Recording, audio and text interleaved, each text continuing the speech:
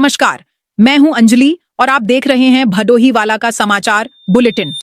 अगर आपने अभी तक हमारे चैनल को सब्सक्राइब नहीं किया है तो कर लीजिए। आप अब अपनी स्थानीय खबरें और समस्याएं हमें सीधे भेज सकते हैं। व्हाट्सएप नंबर स्क्रीन पर दिया गया है। सुरियावा पुलिस ने कोलवा पांडेपुर में हुई लूट की घटना का खुलासा किया है। इस मामले में 2 लुटेरों को गिरफ्तार किया गया है। पुलिस ने उनके पास से घटना में प्रयुक्त एक स्कॉर्पियो, एक पल्सर बाइक और 36,000 रुपए नकद बरामद किए हैं। अपर पुलिस अधीक्षक शुभम अग्रवाल ने पुलिस लाइन में आयोजित एक प्रेस कॉन्फ्रेंस में यह जानकारी दी। उन्होंने बताया कि 1 अक्टूबर को सुरियावा थाने में कनेदिन नामक व्यक्ति ने लूट की घटना की शिकायत दर्ज कराई थी। इस घटना के खुलासे के लिए पुलिस अधीक्षक अभिमन्यु मांगलिक ने निर्देश दिए थे।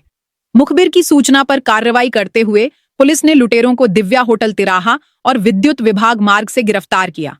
गिरफ्तार किए गए अभियुक्तों की पहचान सूरज यादव निवासी कोल्हुओं पांडेपुर और सुरेश कुमार निवासी शुकुलपुर के रूप में हुई है। पूछताछ के दौरान अभियुक्तों ने बताया कि सूरज यादव ने 30 सितंबर को अपने ही गांव के कनेदिन का पीछा किया था। कनेदिन अपनी डिस्पेंसरी बंद करके गांव लौट रहे थे। सूरज यादव, शिवम सरोज निवासी मकनपुर और रंजीत गौतम निवासी भारतीपुर ने सुरेश राम की काली पल्सर बाइक का इस्तेमाल किया, जो सुरेश राम ने उन्हें घटना को अंजाम देने के लिए दी थी। अभियुक्तों ने कस्तूरीपुर मार्ग से कनेदिन का पीछा किया। गांव के बाहर रोड पर शिवम ने कनेदिन के मुंह पर तमंचा मारा, जिससे वे गिर गए। इसके बाद लुटेरों ने उनका मोबाइल और पैसे लूट लिए और मौके से फरार हो गए। भदोही वाराणसी सीमा के पास मोरवा नदी के किनारे प्रस्तावित कारपेट सिटी 2 की योजना जल्द ही धरातल पर उतरेगी। भदोही औद्योगिक विकास प्राधिकरण, बीड़ा और किसानों के बीच चल रहा गतिरोध समाप्त हो गया है। बीड़ा की महत्वाकांक्षी परियोजना में मुआवजे को लेकर किसानों के साथ 5 लाख रुपए प्रति बिस्वा के हिसाब से मुआवजा देने की सहमति बनी है।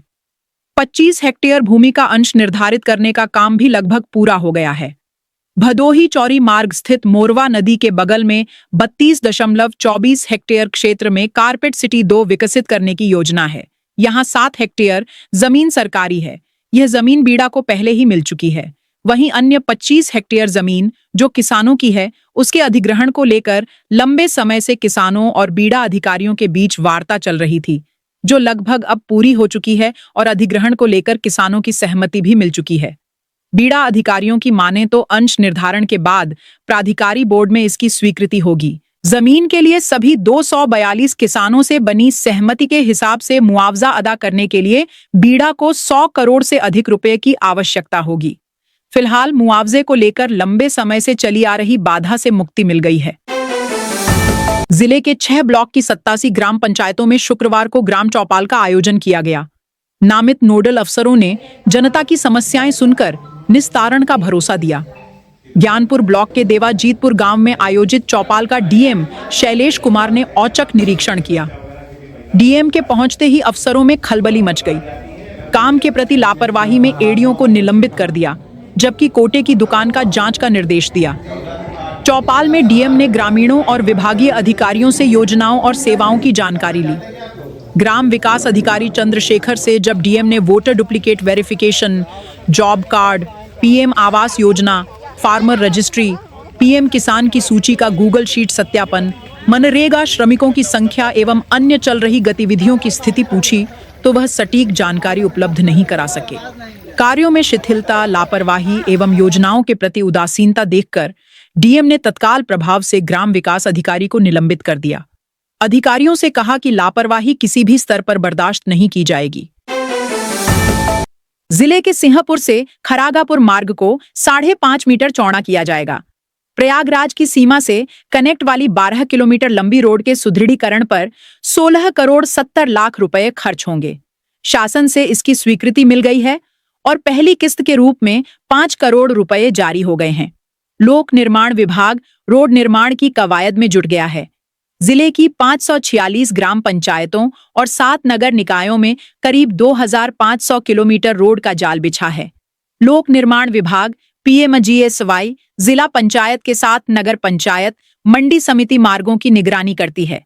इसमें सभी निर्माण कार्य का नोडल लोक निर्माण विभाग होता है। एक मुश्त व्यवस्था योजना के तहत सिंहपुर से खरागापुर तक जाने वाली 12 किलोमीटर 400 मीटर लंबी रोड को चौड़ा किया जाएगा। अभी तक यह रोड 3.5 मीटर चौड़ी थी। अब यह रोड 3.5 के बजाय 5.5 मीटर चौड़ी हो जाएगी।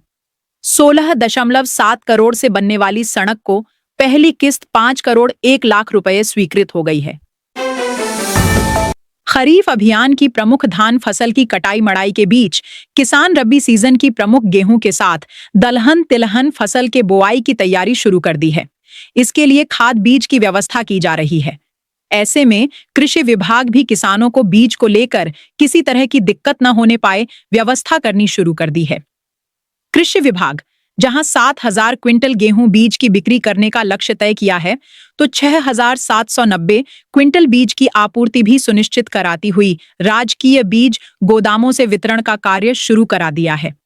जिले में रबी सीजन में करीब 60,000 हेक्टेयर क्षेत्रफल में गेहूं सहित कुल करीब 60,000 हेक्टेयर क्षेत्रफल में अन्य फसलों की बुआई की जाती है। बुआई को लेकर बीज के लिए किसान पहले से ही भाग दौड़ करनी शुरू कर देते हैं।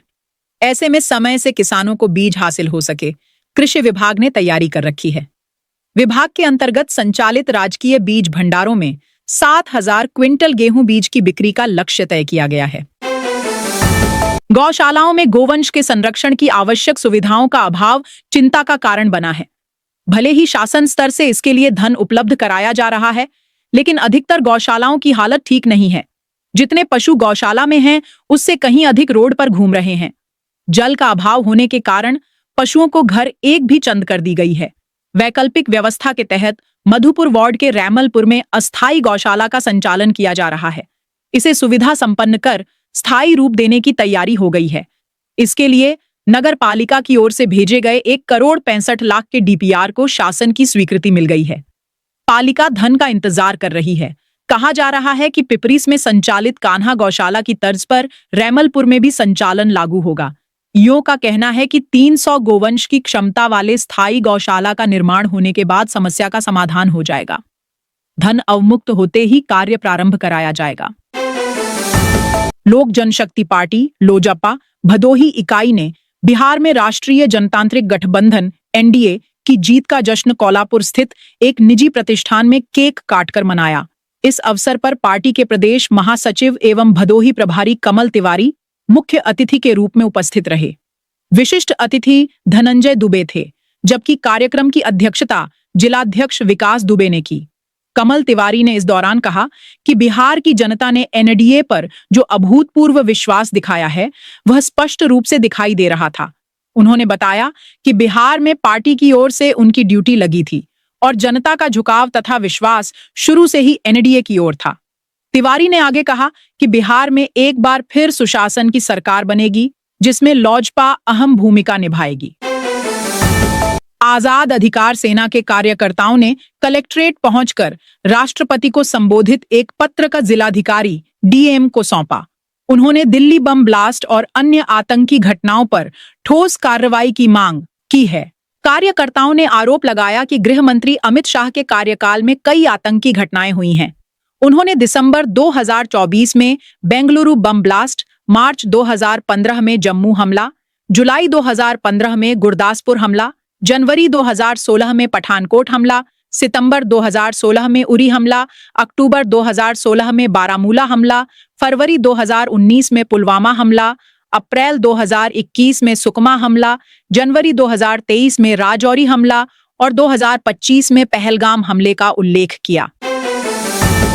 भदोही जिले के बाबूसराय बाजार में भारतीय जनता पार्टी भाजपा कार्यकर्ताओं ने बिहार में राष्ट्रीय जनतांत्रिक गठबंधन एनडीए की सरकार के गठन पर जश्न मनाया। इस अवसर पर कार्यकर्ताओं ने नारेबाजी की और एक दूसरे को बधाई दी। जश्न के दौरान बाजार में काफी चहल पहल देखी गई। भाजपा कार्यकर्ताओं ने ढोल नगाड़ों के साथ खुशी का इजहार किया और एक दूसरे को मिठाई खिलाई। इस कार्यक्रम में भाजपा के कई स्थानीय कार्यकर्ता मौजूद रहे। इनमें अनेश सिंह, सचिन बरनवाल, रिंकू सिंह, हेमंत सिंह, गुड्डू पाठक और बबलू पाठक प्रमुख रूप से शामिल थे। आज के समाचार में फिलहाल इतना ही। हम आपसे फिर मिलेंगे कल इसी समय भदोही की ताजा और सटीक खबरों के साथ। तब तक के लिए नमस्कार।